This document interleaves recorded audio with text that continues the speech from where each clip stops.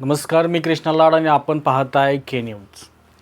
4 दिवसापूर्वी महाराष्ट्र, कर्नाटक, आंध्र प्रदेश अशा विविध राज्यांमधील लाखो भाविकांचे श्रद्धास्थान असणाऱ्या वाडी रत्नागिरी येथील ज्योतिबा मंदिरात भाविक आणि पुजारी हे देवाचे पुजारी आहेत, त्या दोघांमध्ये वादविवाद नव्हे तर हाणामारीचा प्रकार घडला। झाल्या प्रकाराचा व्हिडिओ सोशल मीडियावरून जिल्हाभर व्हायरल झाला। या प्रकरणामध्ये पुजारी आपलीच बाजू बरोबर असं सांगतायत आणि भाविक देखील आम्हीच बरोबर आहे असं देखील सांगतायत।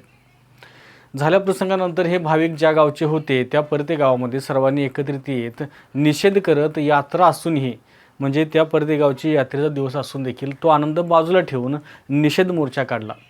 तर पुजाऱ्यांनी देखील ज्योतिबा परिसरात कडकडीत बंद पाळून निषेध नोंदवला। दोघंही म्हणजे पुजारी आणि भाविक हे दोन्ही बाजू आपल्याच बरोबर असल्याचं ठासून सांगत असल्यामुळे आता जिल्हाभरातील भाविकांना मात्र नेमकं चूक कोण आणि नेमकं बरोबर कोण याचं उत्तर काय मिळत नाही। आता मंदिर परिसरात CCTV आहे, त्यामुळं हे प्रकरण उजेडात येईल हे नक्की आहे आणि त्यानंतरच समजेल की कोण बरोबर होतं आणि चुकी कोणाची होती। पण एका गोष्टीवर मात्र या प्रकरणातल्या बोलावंसं वाटतंय, ते म्हणजे भले पुजारी बरोबर असतील, भाविकांकडून चूक झाली असेल असं आपण समजून चालूया, कारण आपण आता थेट बोलू शकत नाही, कारण अजून याचा पर्दाफाश व्हायचा आहे। पण तरी देखील जर समजून चालूया की पुजाऱ्यांचं बरोबर आहे, भाविकांकडून काहीतरी चुकीचं घडलं असेल, पण पुजाऱ्यांनी हाणामारीची भूमिका न घेता थेट पोलिसांची किंवा सुरक्षा रक्षकांची या भाविकांची भेट घालून हे प्रकरण प्रशासनाकडे सुपूर्द करायला हवं होतं। कारण भाविक आणि पुजारी यांच्यामध्ये प्रत्येकाचं एक स्टेटस ठरलेलं आहे। पुजारी असतील किंवा अनेक ठिकाणी गुरु देखील असतात। हे जे लोक आहेत हे देव आणि भाविक यांच्यामधला दुवा समजले जातात, त्यामुळे त्यांनी देवासारखं नाही जमलं तरी किमान सुसंस्कृत तरी राहायला हवं आहे। हे असं गावगुंडासारखं खालच्या थरावर येऊन लाथाबुक्क्याने हाणण्याची आणि नारळानं डोकं फोडण्याची कार्यवाही पुजाऱ्यांना किंवा गुरुवांना शोभत नाही। भले भाविक दारू पिऊन असतील, समजायचं आहे, भले भाविक दारू पिऊन असतील, दंगा करत असतील, पण त्यासाठीच तर सुरक्षा रक्षक आणि पोलिसांची फौज त्या ठिकाणी असते।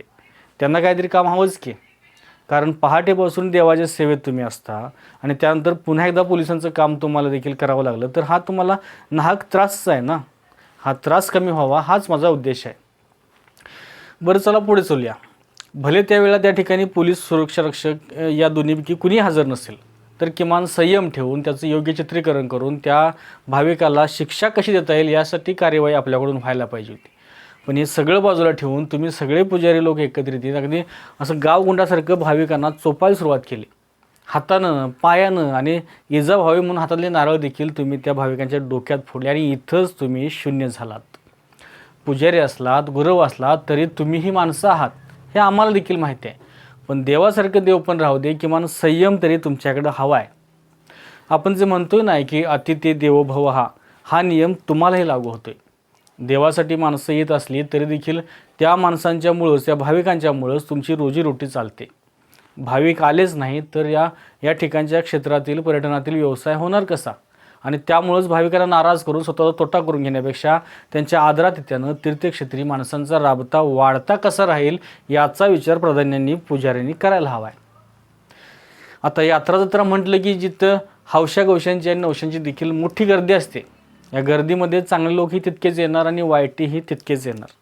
पण यासाठीच तर प्रशासनानं पोलिसांची फौज त्या ठिकाणी उपलब्ध ठेवलेली असते। असो, हे प्रकरण गंभीर असल्यामुळं देवस्थान समिती, प्रशासन आणि पोलीस प्रशासन हे आपापल्या पातळीवरती तपास करून याविषयी योग्य ते निर्णय घेणारच आहे। पण काही का असेना, झाल्या प्रकरणात मात्र पुजारी लोकांनी संयम ठेवायला हवा होता हे मात्र नक्की। चांग भलं। अशाच नवीन अपडेट्स आणि आपल्या भागातील बातम्यांसाठी या चॅनलला लाईक करा, शेअर करा आणि सबस्क्राईब करा।